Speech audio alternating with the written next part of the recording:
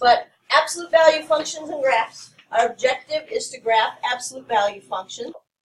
We're going to graph absolute value functions today by figuring out what do they look like, where's their vertex, and use the slope, because you guys are great at slope.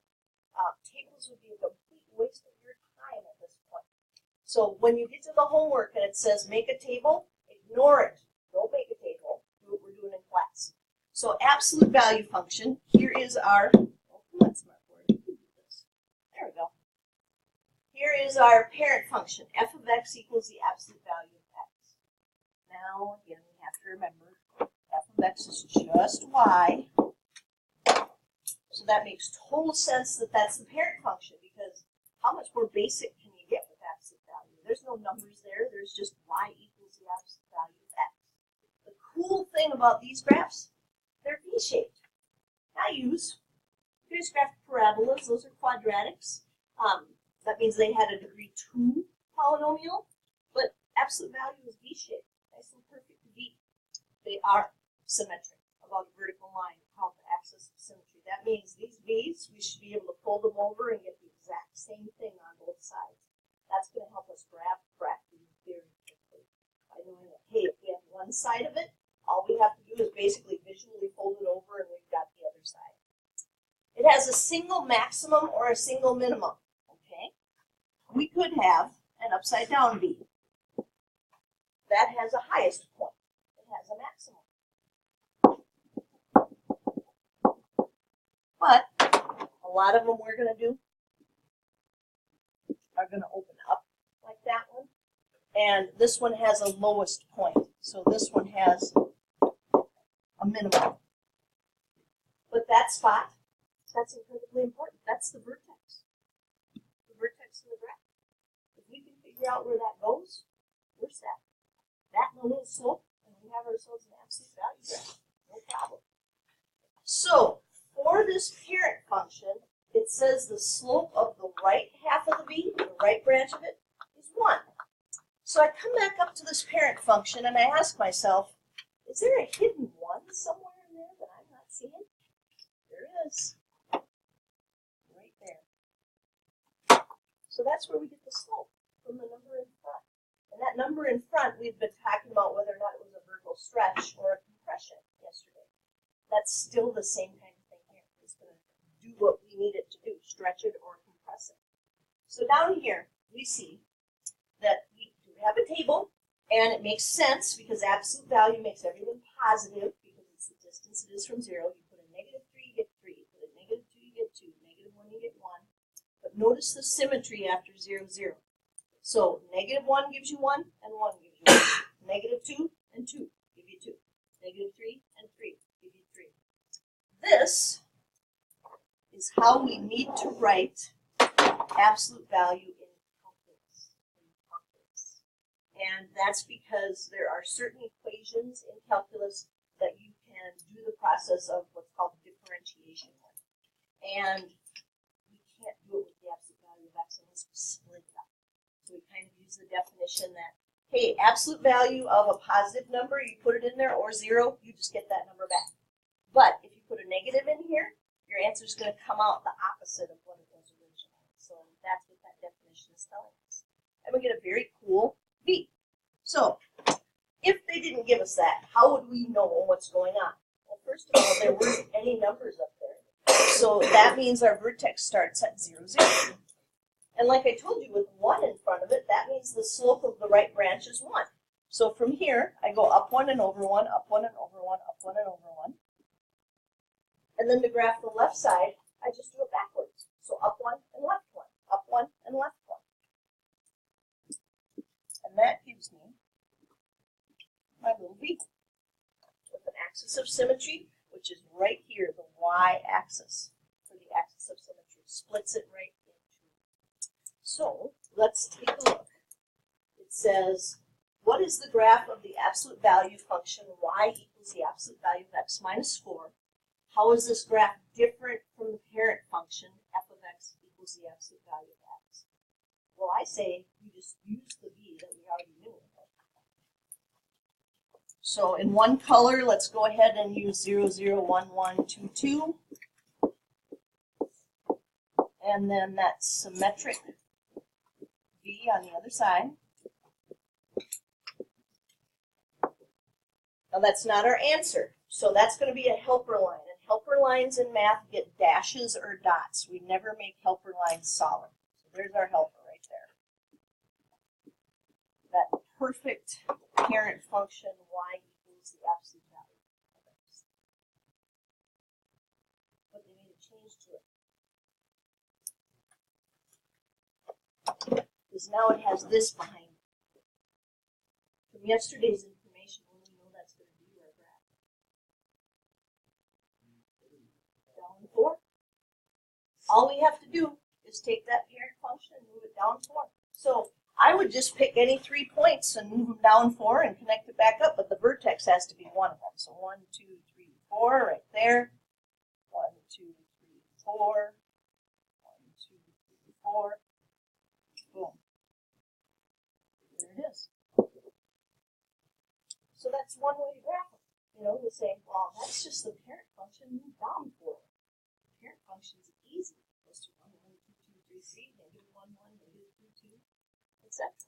So they wanted to know, how is that graph different than the graph of the parent function? So translate it down 4.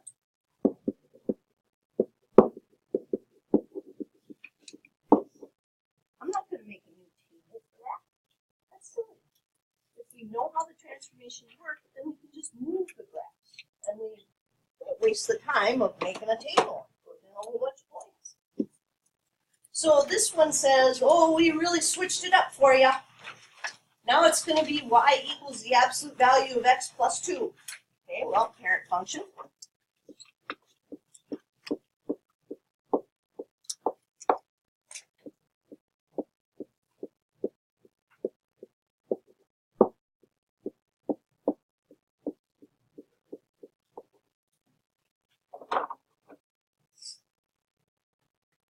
How's the graph different, everybody? Translate where? Up 2. That's all we do. Vertex, find a couple other nice points, move them up 2. Nice V shape.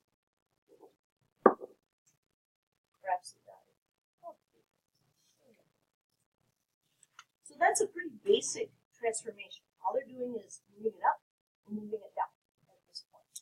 So that's one way that you can get these graphed and make a quick graph of absolute value without having to make all of the tables. And it says down here, do the transformations that we just did. Y equals the absolute value of x plus some k, which is a vertical translation. Did they affect the axis of symmetry? Let's look. Axis of symmetry for the parent function is the y-axis. Was the axis of symmetry still the y-axis for this one? Okay, so how about this one we just did? Doesn't change it. Doesn't change it. We had one with subtracting, we had one with adding. So no, it is still a y-axis. So that gets me thinking. So any number that they add or subtract in the back is not going to change the axis of symmetry. But what if we had to slide these right and left? Is the axis of symmetry going to change? Yes, absolutely. You know, because it's going to be wherever that vertex is. That's where that axis of symmetry is going to go. So start throwing some more things in because they said, you know what, you learned 2-6. In fact, you guys learned it really, really well. So what we know about transformations also works for absolute value.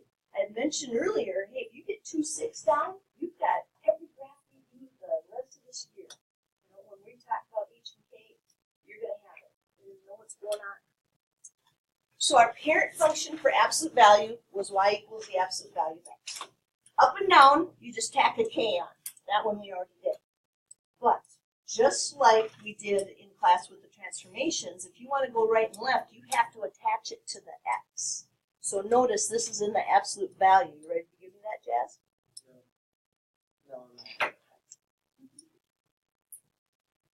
So this is where we had to be careful because we have to think opposite of whatever we saw. Minus h really means going to the right. Plus h really means going to the left. So that's where we have to be careful. And now, like we talked about, the number in front is going to tell us whether or not this is a vertical stretch or a vertical compression. If this A is bigger than 1, then it's going to stretch it and make it skinnier. So our normal B will do something like that. But if it's a fraction between 0 and 1, it's going to widen it and flatten it out. So those are things we can know in advance. If it reflects in the x-axis, then the y becomes negative, and all they did was move the negative over to the other side. But if it's a reflection in the y-axis, then the x has to be negative. So those are things we've already talked about. And this one says, which of these would be the graph of y equals the absolute value of x plus 2, that quantity plus 3? Now, what we want to do is think, how did it change from that? So, if it's x plus 2, how did it get moved? To the left. And if there's a plus 3 in the back, how did that move it? 3 up. So what we want is for our vertex used to be at 0, 0. Well, now it's going to be at negative 2, 3, because it has to go 2 to the left and 3 out. Which one? B. B? 0, 0, negative 2, 3. There it is. So just by remembering, if it's attached to the x, always think opposite, but the number in back is normal. We could figure that out. So this one says, what is this bugger going to look like? And we're going to go after this a little bit differently. So this time we're going to use the vertex, and we're going to use slope to get this one graph. So it's not at 0, 0 anymore, because we have to move this one where? 2 to the right and up 1. So from 0, 0, if you go 2 to the right and up 1, give me the coordinates. 2, 1. So that's our new vertex. And now we're going to use slope to graph this. So I'm looking around and I'm thinking, there's supposed to be a number in front of this absolute value bar. So if there's not one there, what is it? It's a 1. That A value, that's my slope for the right side of the graph. So we do this one a little differently. We say we're going to go to 2, 1, 2, 1. And then we're going to use the slope of 1 for the right side of the graph. So we go up 1 and over 1, up 1 and over 1 a few times. That's the right side of the graph. Now here's the cool thing. All of these are symmetric. So if we just kind of draw in our line of symmetry through the vertex, we can say, well, I just need to go equal but opposite over here.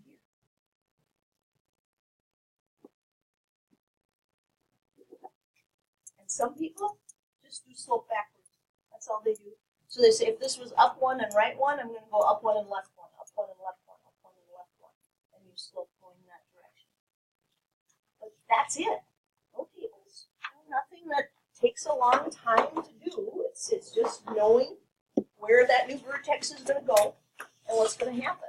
So now these just want us to describe the transformations. This is what we were doing yesterday and the day before. Describe the transformations to each of the following. Oh, well, there's no H and K.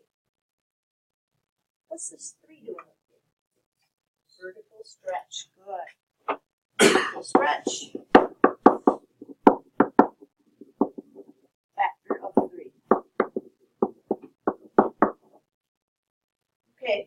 Well, this one looks like it still has a vertical stretch factor of 3, so I better write that one down. Vertical stretch factor of 3.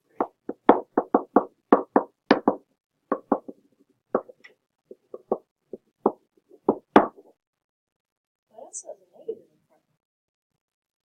What does that mean? What do we use negatives for? Yesterday in the reflections. Yeah, this is a reflection over the x-axis. Reflect over x-axis.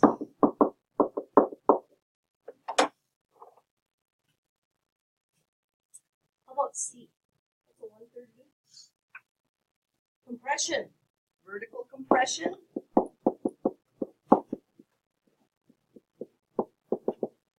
Factor 1/3.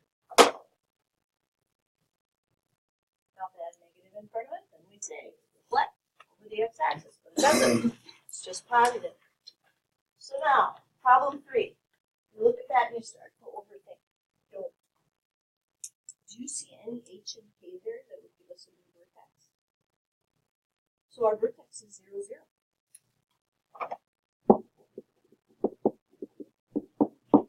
There's no number behind the x, and there's no number hanging out back, so it's still just 0, 0. And then all we need is the slope of the right side of the graph. What's the slope of the right side of the graph for this one? 1/2. So we're going to start at 0, 0. And this time we're going to go up 1 and over 2. And I'm doing that a couple of times so I have something to aim at. And then you can either remember, hey, this is my axis of symmetry and go equal up but opposite. Or you could say, I'll just go up 1 and left 2. 1, left 2.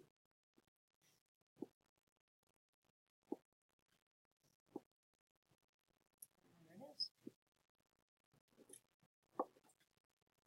Does it look wider than our other graph before? Yeah, it kind of looks like it got squashed down, right? Because that's what a compression is supposed to do. Again, no tables. Just using the facts that we have here. We know where the vertex is. We know what the slope is. It's on the right side of the graph, so we do it. So I want you to talk me through A. Got it, A. Where's our vertex? What are you going to use for the slope of the right side of the graph? What does that mean? Where are you going? From 0, 0, go up 2 and over 1.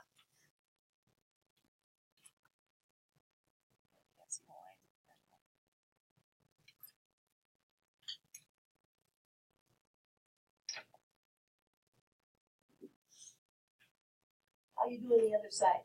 Are you using symmetry or are you doing opposite slope? Either way, whatever gets you there. It doesn't matter, but make sure you're using one of those two methods.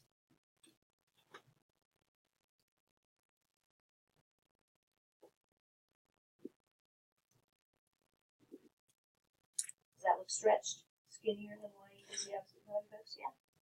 We want to make sure that we're doing this stuff right. Okay, now this one, this looks tricky. We've got a negative. Where's our vertex? Still 0, 0. There's nothing behind the x. There's nothing hanging out in back.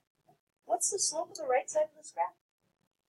Oh, so down 2 and to the right 3.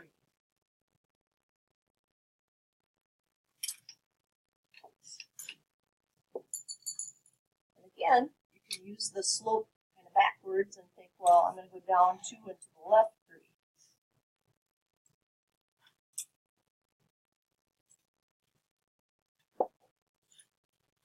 There were two things that were supposed to happen there. First of all, the 2/3 means it's a little wider than the graph of y equals the absolute value of x. Do you see that? It's kind of squashed. What's the negative supposed to do? So normally it's up here. Now it's down here. Did its job. It's supposed to reflect it. Cool. So now, tomorrow we'll put it all together. We'll have an A value, we'll have a new vertex, all of that good stuff. But I think this is a good place for us to stop because you guys are doing great. All we have. Definitely I'll get you graph paper for this. Because if you have graph paper, these graphs are going to go super quick. You guys are really visual.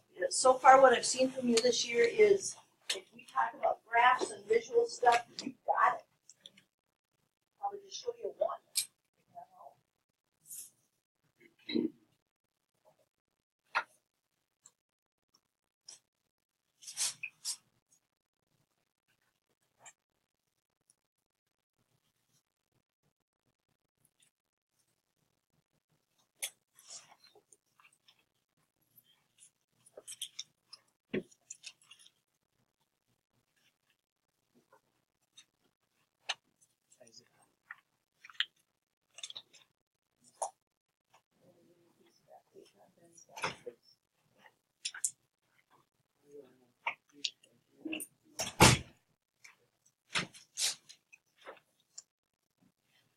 Keep in mind you have to stay at your desks the rest of the time here until the bell rings.